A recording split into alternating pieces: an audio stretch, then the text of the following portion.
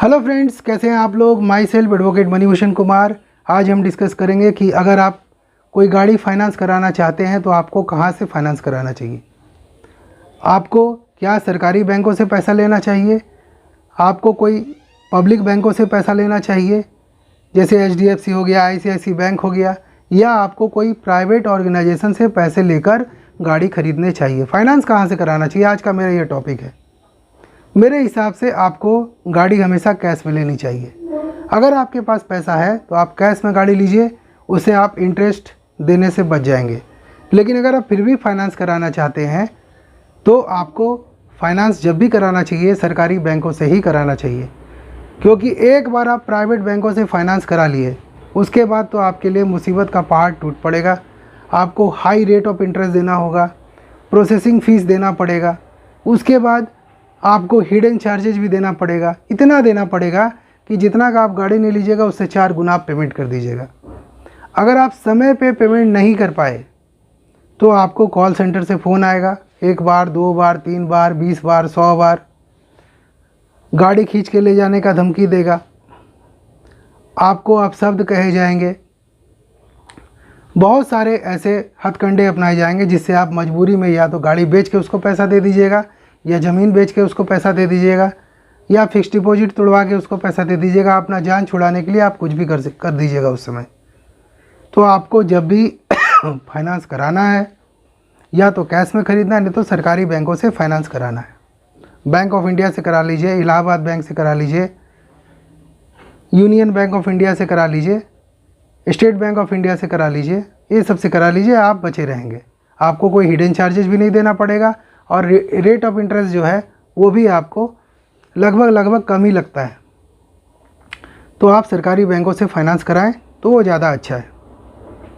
अब यहाँ सवाल ये उठता है कि हमको गाड़ी फाइनेंस कराने के लिए क्या करना होगा। सबसे पहले आपको जो गाड़ी ख़रीदना है उसका आप कोटेशन लेके जाइए, बैंक में जाइए कोटेशन लेकर, और उसके बाद आप वहाँ कुछ डॉक्यूमेंट जमा कीजिए। क्या क्या डॉक्यूमेंट आपको लगेगा, चलिए नोट करिए, मैं आपको बता दे रहा हूँ क्या क्या डॉक्यूमेंट आपको लगेगा।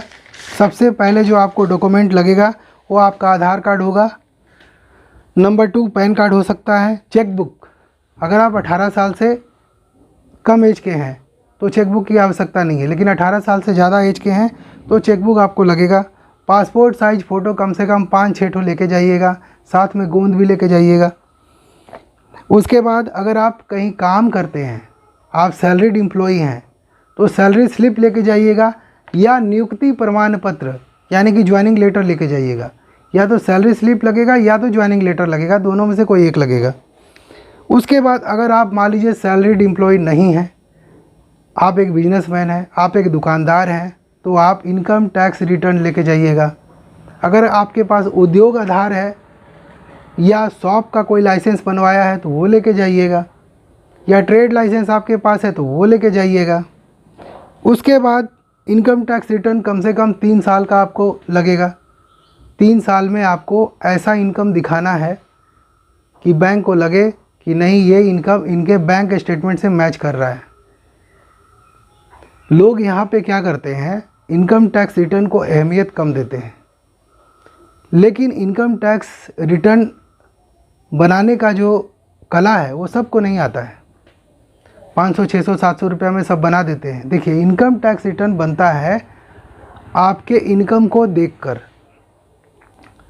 बैंक वाला बुड़बक नहीं है जो वहाँ बैठा हुआ है, वो आपके पासबुक से, आपके बैंक स्टेटमेंट से ये पता लगा लेगा कि आपका इनकम क्या है, आप इनकम टैक्स रिटर्न में कितना दिखाया है। तो इनकम टैक्स रिटर्न में 1 साल का इनकम बैंक स्टेटमेंट का देख करके ही ITR बनाना चाहिए। तो अगर आपके पास ITR नहीं है, आप हमसे बनवाना चाहते हैं, तो हमारी 1500 रुपया हम लोग चार्ज करते हैं उसका। तो आप अगर सारे डॉक्यूमेंट्स हमको उपलब्ध करवा देंगे तो हम लोग ITR बना के आपको भेज देंगे, आपको पासवर्ड भी दे देंगे और यूज़र ID भी दे देंगे। अगर आप बनवाना चाहते हैं तो कोई फोर्स नहीं है, आप बनवा भी सकते हैं, नहीं भी बनवा सकते हमसे। उसके बाद 3 महीने का बैंक स्टेटमेंट। अगर आपके पास बैंक स्टेटमेंट नहीं है तो आप सीधे पासबुक का एंट्री करवा लीजिए।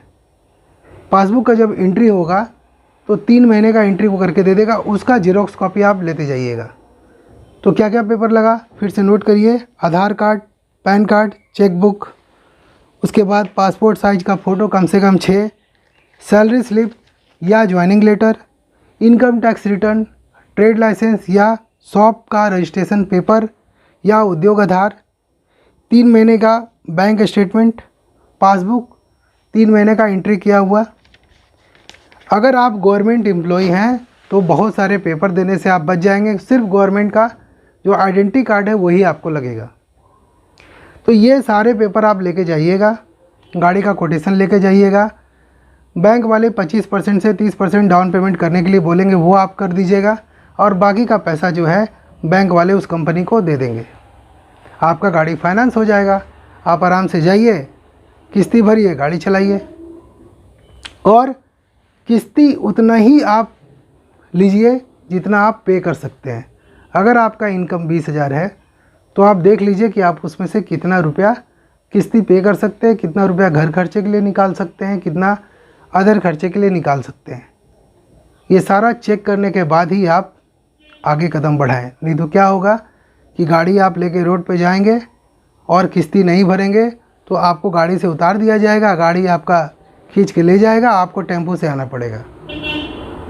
तो मेरा ये सलाह है, मेरा ये सुझाव है कि आप गाड़ी ज़रूर लें और अगर कैश में लें सबसे अच्छा है। अगर कैश में नहीं ले पाते हैं तो सरकारी बैंकों को सबसे पहला प्रेफरेंस दें।